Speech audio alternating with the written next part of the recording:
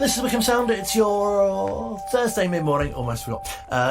Last Friday, I had terrible, sort of whatever the word is, realising what day it was. Didn't feel like a Friday at all. But no, today definitely Thursday, isn't it? You might have heard in the news yesterday that Money and Mental Health is the title of a new report that Citizen Advice Box and Buckinghamshire Mind have released from some research that they've done. I'm very pleased to say I've been chatting to Thalia Jervis, who's the Chief Executive of Citizen Advice Box, one of the two organisations who've teamed up, and she can tell us a bit of background behind putting this report together. So we've had a working partnership with Buckinghamshire Mind, which is a charity that we did the other charity that we did this report with for quite some time. And we've been kind of in conversation with them about the extent to which our clients came to us saying that they had mental health difficulties, and how that we felt that those were very closely associated with their kind of financial difficulties that they were also talking about. And we could also see that when someone has mental health difficulties, it makes it harder for them to move forwards with their problems, to kind of take steps to resolve things, and also that the financial difficulties were in their turn exacerbating their mental health problems. So I suppose it was just kind of working together as organisations. We were really trying to look to understand this kind of link between money and mental health in more depth, and start to think about what we could do to work together to support people better in a more joined up way in that space. So what were some of the main findings of the report? So I think the main findings of the report were that money really does impact people's mental health, and often it's a very negative impact. So we went out to a number of people, and 90% of those people told us that money impacted their mental health negatively, and that's a really high proportion of people who are being very worried by money. So there's a very clear link there between money and mental health.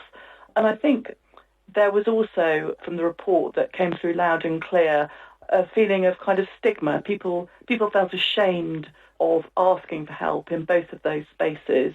So that only kind of helps exacerbate the problem if people don't feel able to come forward for help. And they use words like, people saw them as being a scrounger and that they were embarrassed about not being successful. So I think that's a really, really sad thing. And the more that we can do to kind of work together to remove that kind of shame around simply not having enough money and enable people to ask for help sooner, the more we can do to make people's lives better. Were there certain aspects that you were kind of surprised by, or were there certain things you were expecting to come out of it as well?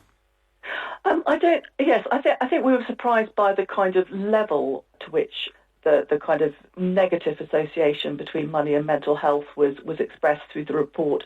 I think other surprises were the kind of anger that came through. People felt angry about their situation and trapped. I mean, I think when you think about it, that's not a surprise, but we hadn't kind of anticipated that as we started to ask the questions.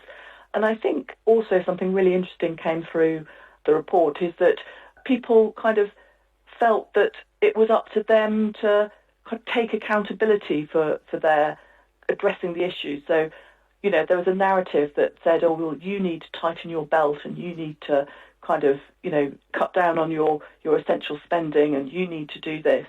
Whereas actually, there is a point beyond where people simply can't cut back, and we really do need to look to external sources for support. So it's that kind of feeling that people were being blamed for their problems when in actual fact, a lot of people are kind of trapped in a situation where, they simply don't have enough money to survive. And that's what, we are seeing at Citizens Advice Box at the moment with the kind of cost of living crisis and the escalation of prices, in particular for household essentials, so energy, food, and those kind of costs. Those have gone up disproportionately in relation to the overall inflation figures, and obviously form a far bigger proportion of the budget for those people who are less well off, meaning that they're kind of disproportionately impacted by what's going on at the moment. So how do you hope people will benefit from the report? So there's a number of different ways. Obviously, we do want to kind of raise awareness of the services that are already available. So, Bucks Mind have an excellent directory of mental health services that you can find on their website, and clearly Citizens Advice Bucks is there to help with kind of money and financial worries, along with a number of other organisations locally.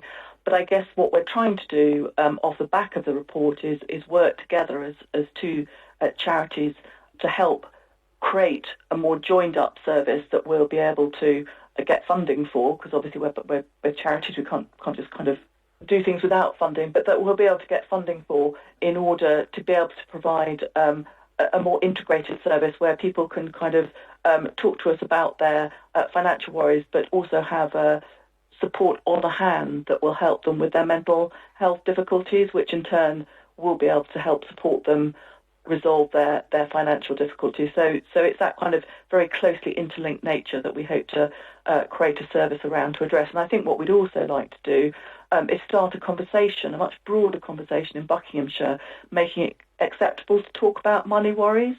And, we've seen a sea change over the past years in how acceptable it is to talk about mental health and people struggling with their mental health.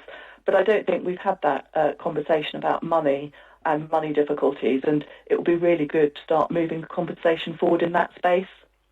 And what do you hope people take away from the results of the report, kind of the main message you'd like to get across, I guess? I think the main message for people at the moment is A, that they're not alone, and B, that there is help out there. And the earlier people come forward for help, the easier it is to help them and support them. Obviously, we've got our advice line number, and people can ring us up. But also, if you're at an early stage in a kind of journey of struggling, there's a lot of excellent information that we have online that may be able to help you before problems become really entrenched. And the earlier people kind of take action and reach out, the more likely it is that they're going to be able to resolve their problems themselves, which is what we really want to be able to do. And remind us where people can get more information.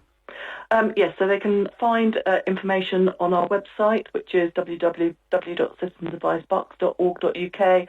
And as I said, Bucks Mind also have an excellent website with a specific directory on, which shows the whole range of services provide mental health support in Buckinghamshire, ranging from kind of crisis services such as Safe Haven to peer support groups, which provide a more light touch and ongoing support for people with mental health difficulties.